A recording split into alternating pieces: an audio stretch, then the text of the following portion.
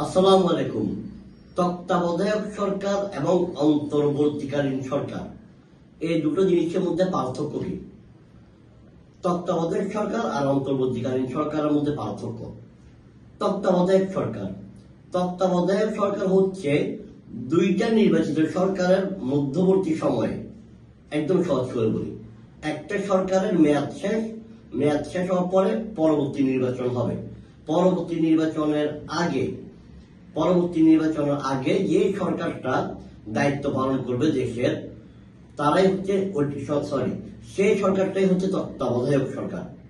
তত্ত্বাবধায়ক সরকার হচ্ছে ওই সরকার যে সরকার জনগণের ভোটে নির্বাচিত হয় না এবং খুবই স্বল্প সময়ের জন্য কিছু মনোনীত প্রতিনিধিদের দ্বারা গঠিত একটি সরকার, যেখানে মন্ত্রিসভাকে খুব কম সদস্য নিয়ে একটা মন্ত্রিসভা করা হয় এবং ওই সরকারটা খুব কম সময় ক্ষমতা থাকে।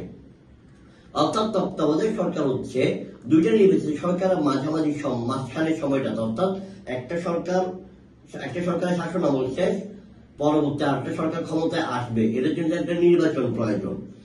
এই মাঝখানে যে নির্বাচনকালীন সময়টা, এই সময়টাতে যে সরকার দেশ পরিচালনা করবে সেটাই হচ্ছে তত্ত্বাবধায়ক সরকার। এই সরকার জনগণের ভোটে নির্বাচিত হয় না এবং এই সরকারের মন্ত্রিসভার আকারটাও খুবই ছোট হয়। অন্তর্বর্তীকালীন সরকার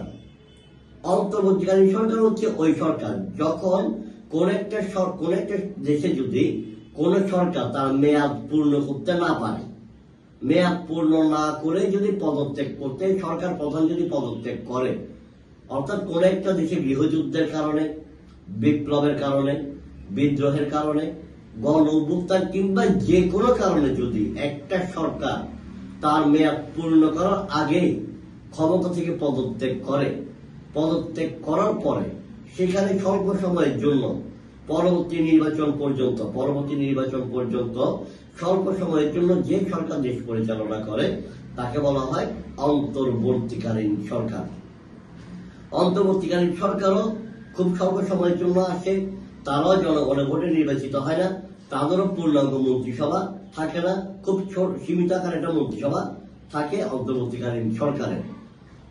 অর্থাৎ তত্ত্বাবধায়ক সরকার হচ্ছে একটা সরকারের মেয়াদ শেষ হওয়ার পর আরেকটা নির্বাচনের আগে যে সরকারটা দেশ পরিচালনা করে।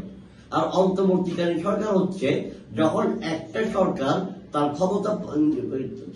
সরকার যখন তার মেয়াদ পূর্ণ করার আগে ক্ষমতা ছেড়ে দিতে বাধ্য হয়, ওই ক্ষমতা ছেড়ে দেওয়ার পরে যে সময়টা থাকে পরবর্তী নির্বাচনের আগ পর্যন্ত, তখন যে সরকার দায়িত্ব পালন করে সেটা হচ্ছে অন্তর্বর্তীকালীন সরকার। যেমন আওয়ামী লীগ সরকার 5 বছর ক্ষমতা কিন্তু পার করতে পারে নাই, 5 বছর মেয়াদ পূর্ণ করার আগে তাদেরকে নেমে যেতে হয়েছে, তাদেরকে ক্ষমতা ছেড়ে দিতে হয়েছে। অর্থাৎ 5 বছর, তারা 1 বছরও কিন্তু পূর্ণ করতে পারে নাই, তাদেরকে ক্ষমতা ছেড়ে দিতে হয়েছে। এখন এই মুহূর্তে যে সরকারটা দেশ পরিচালনা করছে ডক্টর মোহাম্মদ ইউনূসের অধীনে, প্রধান উপদেষ্টা তিনি, তার অধীনে যে সরকারটা দেশ পরিচালনা করছে সেটা হচ্ছে অন্তর্বর্তীকালীন সরকার।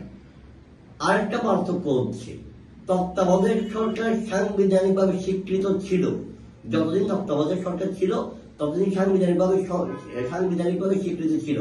বাংলাদেশের সংবিধানের 58 ক অনুচ্ছেদে তত্ত্বাবধায়ক সরকার সম্পর্কে বলা হয়েছিল, যেটা এখন বিলুপ্ত। 2011 সালের 10ই মে তত্ত্বাবধায়ক সরকার বিলুপ্ত করা হয়। তত্ত্বাবধায়ক সরকার আনা হয় সংবিধানে 1996 সালে, আর বিলুপ্ত করা হয় 2011 সালের 10ই মে।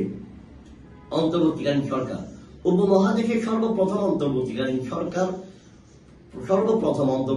সরকার দেখা যায় 1946 সালের তারিখটা খুব সম্ভবত 2 সেপ্টেম্বর ভারতে, যার প্রধান ছিলেন জওহরলাল নেহেরু। এরপর বাংলাদেশে সর্বপ্রথম অন্তর্বর্তীকালীন সরকারের আবির্ভাব হয় 1990 সালের 6 ডিসেম্বর, যখন হোসেন মোহাম্মদ এরশাদ পদত্যাগ করেন। তার পদত্যাগের পরে শাহাবুদ্দিন আহমেদের অধীনে অন্তর্বর্তীকালীন সরকার গঠিত হয় এবং তার অধীনে 5ম জাতীয় সংসদ নির্বাচন অনুষ্ঠিত হয়। এরপরে অন্তর্বর্তীকালীন সরকার দেখা মিলে 2024 সালে, অর্থাৎ এবছর। ধন্যবাদ সবাইকে। আসসালামু আলাইকুম।